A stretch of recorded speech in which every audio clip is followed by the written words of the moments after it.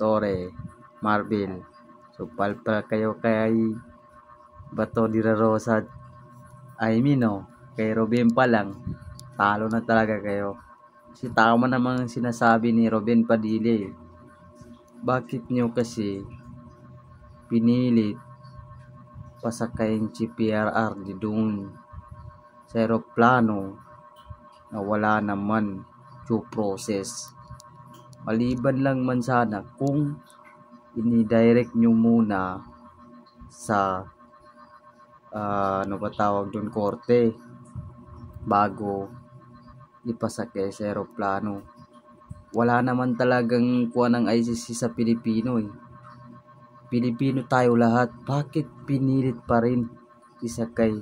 Ganyan na ba talaga? Ay naku po, kawawang Pilipino. Assalamualaikum warahmatullahi wabarakatuh. Magandang hapon po sa inyong lahat. Pasensya na po, ako po kasi may press con. Kailangan po akong makaalis kaagad. Gusto ko lamang pong iparating sa lahat na wala na po dito si Pangulong Rodrigo Roa Duterte. Ito po mga pinag-uusapan natin, ito po ay pagsuporta lang namin kay Senator Amy. Pero alam niyo po, sa ating mga magigiting na panauhin dito, napaka-ironic lamang po na alam naman po natin lahat, patid natin lahat, na dadalawang pangulo lang po ang lumaban sa komunista. Una, si Ferdinand Marcos Sr. Ano po ang nangyari? Inalis natin sa bansa. Ang sumunod na lumaban po sa komunista ay si Pangulong Rodrigo Roa Duterte. Ang tanong ko lamang po sa PNP, hindi ko po kayo hinuhusgahan. Hindi po ba nyo tinanong man lang sa mga nag-uutos po sa inyo kung bakit natin dadalhin sa The Hague ang ating dating Pangulo na alam naman po natin na buhay ang Communist Party sa Netherlands. Alam naman po natin na hinihingi natin dati na i-transport dito si Joma Sison, dalhin dito sa Pilipinas. Pero nagkabaliktad po, ang tinransport natin ay yung dating Pangulo natin na lumaban sa komunista. Ito lamang po, tanong ko, bilang ako po'y dating rebelde. Hindi ko naman po yan pinagkakaila. Hindi ko po maintindihan kung bakit tayo po ay nag-submit dito sa mga tiga-Netherlands. Alam naman po natin, kahit po itanong ninyo, ako po ay palagi dyan sa Utrecht. Kasama po si Joma. Hindi ko po yan dinideny. Pero nakakagulat lamang po na dinala natin doon ang dating Pangulo.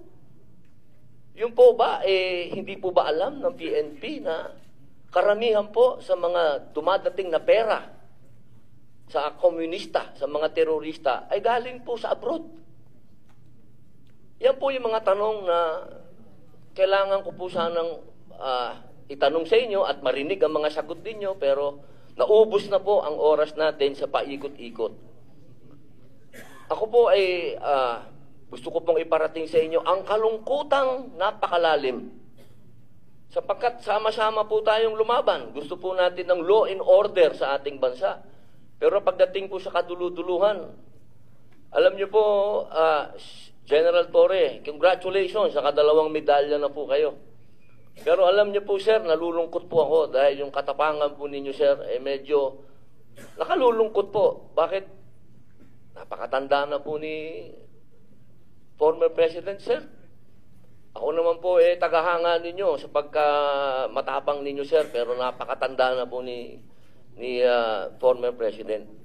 At alam naman po natin, sir, na lumaban yan sa komunista. Alam niyo yan, sir. Sana naging konting lang po tayo ba?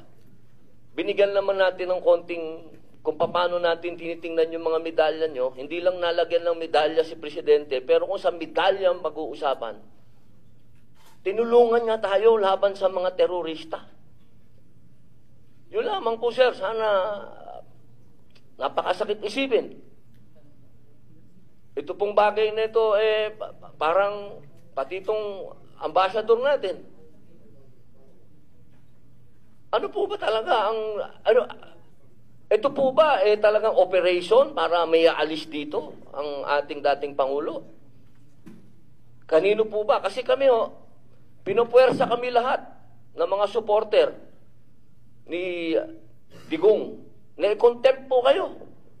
Pero hindi po namin ginagawa. Sapagkat ang order, walang order sa amin na ipakontempt kayo. Kung galing lang to kay PRRD o galing kay BP na pakontempt tayo, kukontempt kita, boss. Baka ako pa magsabi na ako hahatak sa'yo. Pero hindi ko ginagawa, boss. Kasi walang order sa amin na gawin sa inyo yan. Ang natatandaan lang po namin na sinabi ni PRRD na malinaw na ginagawa ng pulis ang order sa kanila. Kaya po namin kayo nirirespeto, sir. Dahil yun ang sinabi ng boss namin. Yun ang sinabi ng chairman ng PDP. Na ginagawa lang ng pulis ang trabaho nila. Pero sana naman, sir, isipin din natin kung anong itinanim ni PRRD sa bansang ito. Nilabanan natin ng komunista.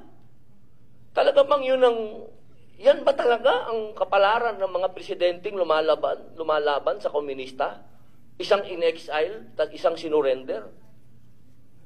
Ano pa po talaga itong bansa natin? Tayo po ba'y demokratiko talaga? Tayo po ba'y under control ng komunista? Yun lamang po. Maraming salamat po sa inyong lahat. Magandang hapon.